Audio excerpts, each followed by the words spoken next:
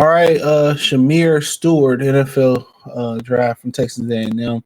One of the guys I want to speak on. He's a guy who was a winner at the draft combine, and he's a interesting prospect. I did some research on him, um, and he's one of the guys that the Detroit Lions could go, but it's more of a potential trade. He was a guy that played as high as 290. He was expected. He said he was going to run a 4.4. He ran a 4.5. He weighed in at the combine at 267, and he was elite in every athletic category for his size. He's a guy that play inside. He's a guy that play on the edge. Like I said, he played as high as 290. So some questions about his position, inside, outside. Um, he's one of them dudes that the production is quite not there as far as sacks, but this will be a potential draft for Miami. Florida went to Texas A&M. His athletic score was off the charts, man. 4.59, 40-inch vertical, 10-11 broad jump. Some of his strengths carved from granite with a rare combo of size, length, and explosiveness. First step bursts and good bend and create danger and gaps. Strength to drive lateral blocks into the backfield. Exceptional chase speed to close hard off the backside. And that's the one thing that I noticed about him was his pursuit. He had great pursuit. Has been to turn and flatten the edge and hunt the passer. Will threaten guards with length and quickness as a sub rusher inside. Traits, versatility, upside make his development a matter of when, not if. Weaknesses, puzzling lack of career production relative to his traits. That's the first thing that I noticed when I looked at the stats. Allows blockers into his frame, diminishes his length, gets pushed off his base and widen at the edge, leans into blocks instead of commanding a point of attack through force.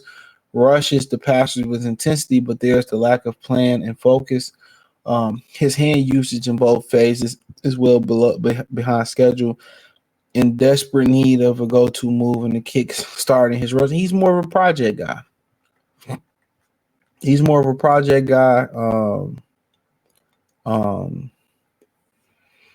that's one thing I noticed about the guy. He's just more of a project guy. I talk about his stats in a minute, but he kind of got some of that lion in him where he gets to the quarterback and he can't quite close the deal. But explosive, strong, versatile guy, things that the Lions are looking for, and he's pretty much a development guy. You're not drafting him to come in next year and be that guy. You know what I'm saying? In theory, 2-3 years down the line, when he put it all together, hands, go-to mud, counter moves, and all that stuff, then you start to sit there and talk. But the production is just not there. As far as sacks, 1.5, 1.5, 1.5. He's 1.5 across the board. 23 tackles, combined tackles, 11, 5, and 14. So the production, you don't know if it was coaching, what it was. You don't know what it was. But the production, it just wasn't there. So you be drafting him off potential on brushing up his hands, his ability, but the physical ability is there. He makes some good football play. I mean, the hustle is there. You know what I'm saying? His ability to hustle is there. His ability to make football plays is there. His explosiveness in the backfield is there. It's there. It's there. It's there. Like, you see it on film. You just wondering, like, damn, where's the production? Where's the production? That's it. Where's the production? He had a lot of what if play. He had just some of them plays. Remember when Kyle Van Der Bosch first got to Detroit, and he had the Lions, like pursuing 20 yards downfield. The pursuit was crazy. Um, it was crazy.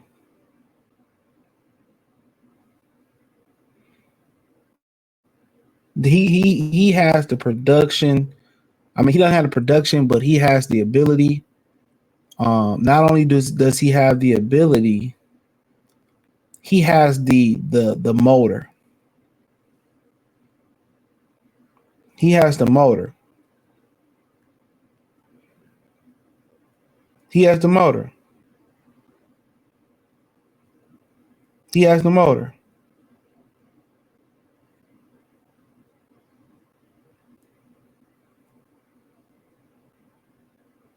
He has the motor.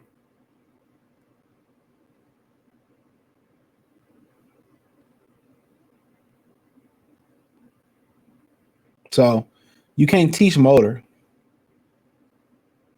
You can't teach motor. Can't teach it.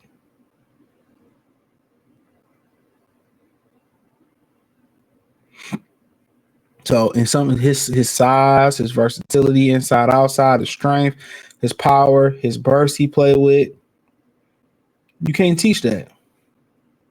So, overall, I haven't really, looked at the draft like that at all.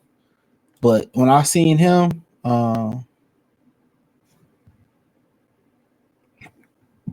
I seen him, it's like, man, if he had the production, man, this dude would be a top 5 pick.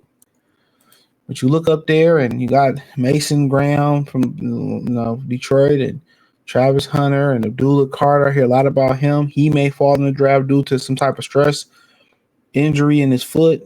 Um, you know, he is a bid to go number one. Are some good things about Travis Hunter because he came in at 188. They thought he'd be well lighter than that. Um, Will Johnson, some people say he a better corner than Travis Hunter. I mean, 6'2", 194 might have a lot to do with that. You know what I'm saying? So it's just a lot of different guys, here. I hear a lot about this Mike Green guy from Marshall. Here goes Shemar Stewart. He ranked at 18.